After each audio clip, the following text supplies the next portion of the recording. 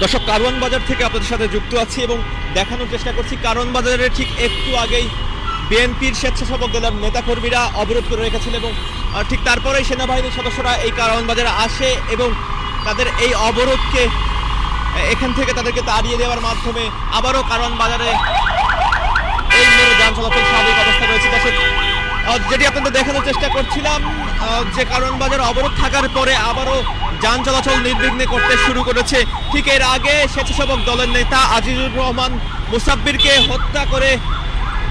গুলি করে হত্যা করা হয় এবং তার প্রতিবাদে আমরা কিন্তু দেখতে পেয়েছি কারওয়ান বাজার মোড় অবরোধ করে রাখে স্বেচ্ছাসেবক দলের নেতাকর্মীরা এবং বিএনপির অন্যান্য অঙ্গ সংগঠনের নেতাকর্মীরা। দর্শক, আপনাদেরকে আরো একটু জানিয়ে রাখতে চাই, রাজধানীর তেজগাঁও থানার অন্তর্গত তেস্তুরি বাজার এলাকায় তাকে রাত 8:40 গুলি করা হয়।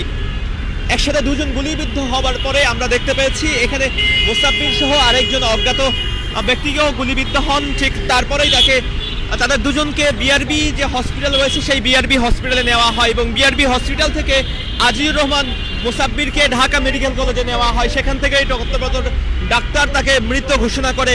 ঠিক তারপরেই তার মৃত্যুর খবর যখন চলে আসতেছিল ঠিক তারপরেই কারওয়ান বাজার মোড় অবরোধ করা শুরু করে দেয় বিএনপির অন্য অঙ্গ সংগঠনের নেতাকর্মীরা।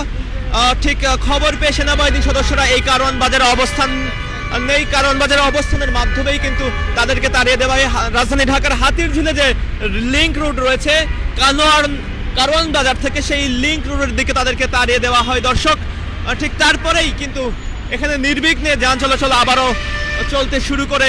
দর্শক, আপনাদেরকে আরো একটু জানিয়ে রাখতে চাই যে সামনে নির্বাচন হতে আর মাত্র 1 মাসেরও কিছু বেশি সময় বাকি রয়েছে। ঠিক তার এই নির্বাচনের ডামাডোলের মধ্যেই যখন এই নির্বাচনের একটি পরিবেশ যখন হতে যাচ্ছিল ঠিক তখনই কিন্তু এই যে সেই গুলি কিন্তু একটি ভিন্ন বার্তা দেয়। সামনে নির্বাচনের পরিবেশকে নষ্ট করার যে বার্তা সেই বার্তাটা কিন্তু চলে আসে।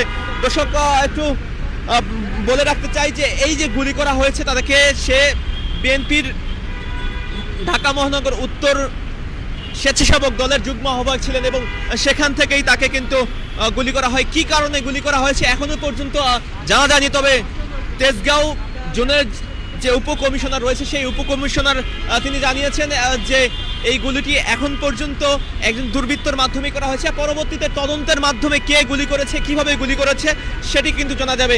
এছাড়াও আরেকজন যে গুলিবিদ্ধ রয়েছে তাকে এখনও বিআরবি হসপিটালে চিকিৎসাধীন অবস্থায় রয়েছেন তিনি। তার বিষয়ে কোনো খোঁজ খবর এখন পর্যন্ত পুলিশের পক্ষ থেকে নিশ্চিত করা হয়নি। দর্শক, আপনাদেরকে আরো একটু জানিয়ে রাখতে চাই যে নিহত আজিজুর রহমান মুসাব্বির সে এখন ঢাকা মেডিকেল কলেজ হসপিটালে রয়েছে এবং সেখানেই তাকে মৃত ঘোষণা করা হয়েছে। দর্শক, সেখানেও আমরা দেখতে পেয়েছি যে বিএনপির বিভিন্ন অঙ্গ সংগঠনের নেতাকর্মীরা সেখানেও ভিড় করছেন।